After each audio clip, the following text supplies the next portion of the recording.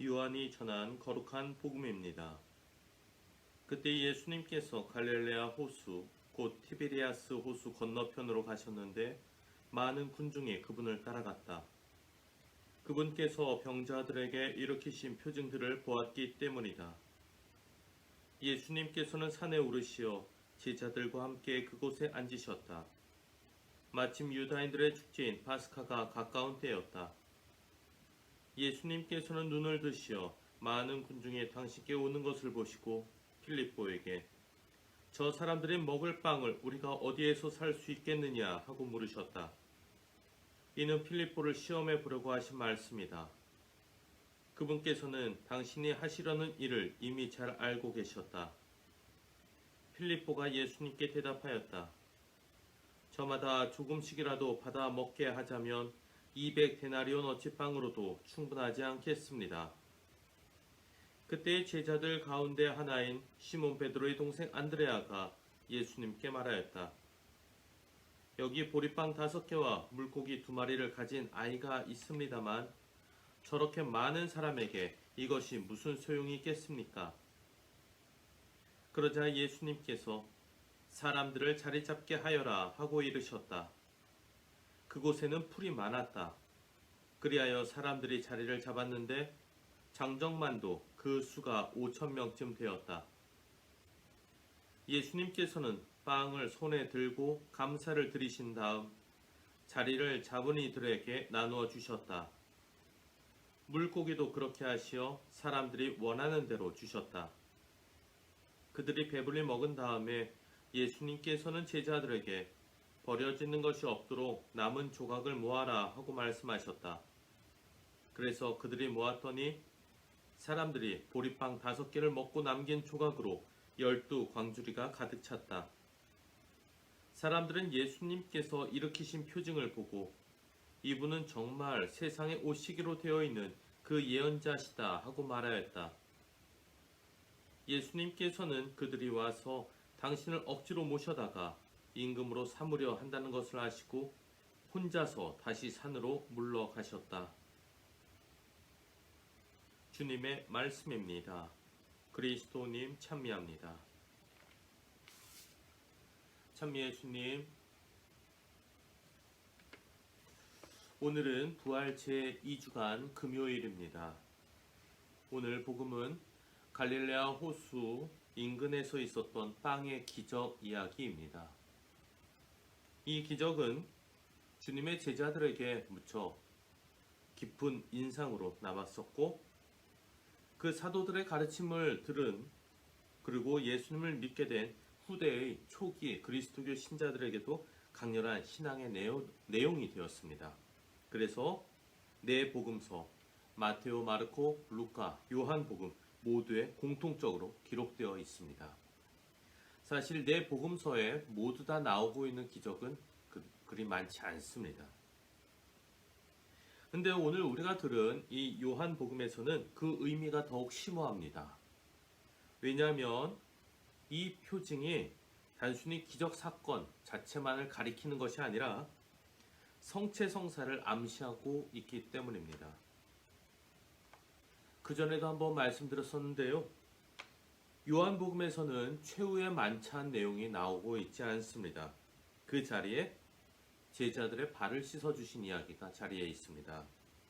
대신 성체성사와 관련해서는 바로 오늘의 복음, 요한복음 6장이 그 역할을 합니다.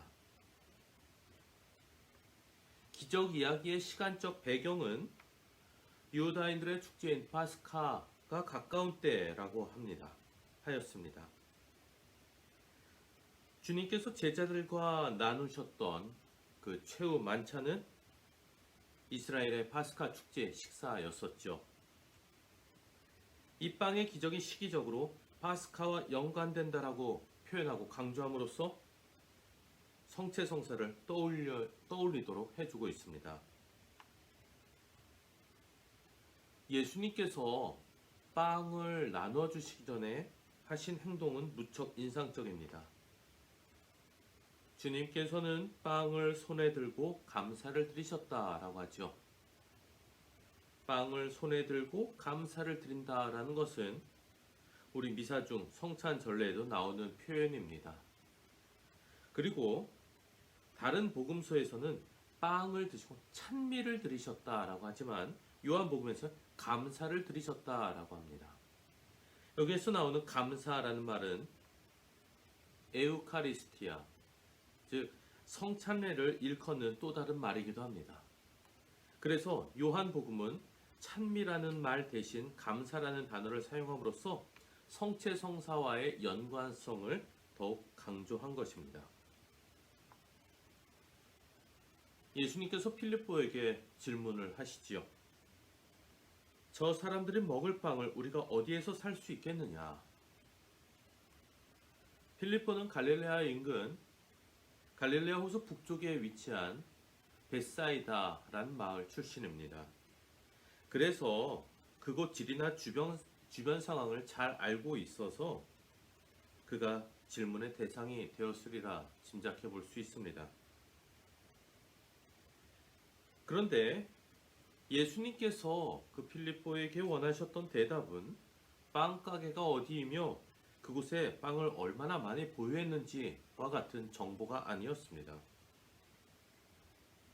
필립보는 주님의 시험이라는 의도를 파악하지 못하고 지극히 현실적인 대답만 합니다. 아주 심각한 배고픔과 빵의 부족이라는 현실적 차원에만 시각에 머물러 있었기에 나중에 필립보에게 그리고 다른 제자들에게 주님의 기적은 더욱더 놀라운 것으로 다가왔을 것입니다. 안드레아가 어린아이가 가진 보리빵 5개 그리고 물고기 2마리를 가져옵니다. 보리빵이 나오는데 이 보리빵이란 당시 가난한 사람들이 먹는 빵이었습니다. 밀로 만든 빵이 아니라 보리로 만든 빵은 참으로 거친 그런 음식이었습니다. 또한 물고기, 여기에 나오는 물고기는 소금에 절여서 오래 보관할 수 있게끔 한 자반과 같은 것이었습니다. 이것은 빵에 곁들여 먹는 반찬 역할을 하는 것이었습니다. 보리빵 5개와 물고기 2마리는 정말 볼품없는 식사였었다라고 할 수 있습니다. 이걸 가져온 안드레아 역시 필립보와 같은 마음이었습니다. 저렇게 많은 사람에게 이것이 무슨 소용이 있겠습니까? 당황스러운 상황에서 체념하고 포기하는 마음이 묻어납니다. 예수님께서는 빵과 물고기를 들어 하느님께 감사를 드리신 다음 사람들에게 나누어 줬습니다. 그렇게 사람들이 원하는 대로 주셨습니다. 그런데 군중들이 배불리 먹은 다음에 남은 조각을 모두 다 모았더니 12광주리에 가득 찼다라는 것이죠. 이 내용을 가지고 현대에 어떤 이들은 이 사건이 실제로 빵을 많게 한 기적이 아니라고 주장하기도 합니다. 그들 주장에 따르면 어린아이의 희생에 감동한 사람들이 각자 감추어두고 있었던 내놓기를 꺼려했었던 그 빵을 자발적으로 내놓아 충분히 먹게 됐다라는 것이죠. 그리고 이것이야말로 희생을 통한 기적이었다라고 해석을 합니다. 이런 해석이 이해하기도 쉽고 또 더욱 교훈적으로 보이기 때문에 우리의 관심을 끌 수 있습니다. 그러나 이러한 주장에는 예수님께서 행하신 기적 자체를 축소, 왜곡시키는 위험이 있습니다. 실제로 있었던 일을 단순히 의미론적으로 그걸 축소시킨다면 그것은 올바른 해석, 올바른 이해가 아닙니다. 또한 오늘 복음 말미를 보면 군중들이 예수님을 임금으로 모시려 했다. 예수님께 열광했다라고 하죠. 만일 그들이 각자 자신들의 빵을 단순히 꺼내 먹는 정도였다면 그들의 열광적인 반응 이해하기 어렵습니다. 빵을 많게 하여 군중을 배불리 먹인 이 일은 실제로 벌어졌던 사건이고 그것을 목격하고 직접 체험했었던 제자들이 후대에 생생하게 전해준 무척이나 인상적인 기적 사건이었습니다. 군중들은 주님께서 일으키신 표징을 보고 이분은 정말 세상에 오시기로 되어 있는 그 예언자라고 하면서 임금으로 모시려고 했습니다. 이러한 반응은 이스라엘 사람들이 가지고 있었던 기대감, 곧 메시아 시대가 오면 과거 광야에서 만나가 내렸던 것처럼 하늘에서 빵이 내려올 거라는 그 믿음에서 기인합니다. 그들은 이제 그 결정적인 해방의 때가 왔다라고 이해했던 것이죠. 예수님께서 메시아시다라는 사실은 분명 맞는 말입니다만 메시아에 대한 그들의 기대와 사고는 100% 맞는 것이 아니었습니다. 맞는 내용보다는 오히려 틀린 내용이 더 많았습니다. 그래서 그들의 기대에 예수님이 거기에 맞출 수가 없었기 때문에 주님께서는 그들을 피해서 따로 외딴 곳으로 가셨던 것입니다. 오늘 복음에 나오는 빵의 기적 이야기가 담고 있는 의미는 무척이나 풍부합니다. 그래서 다음 주중 복음에는 일주일 내내 빵의 기적이 갖는 의미를 설명하는 복음의 내용이 나옵니다.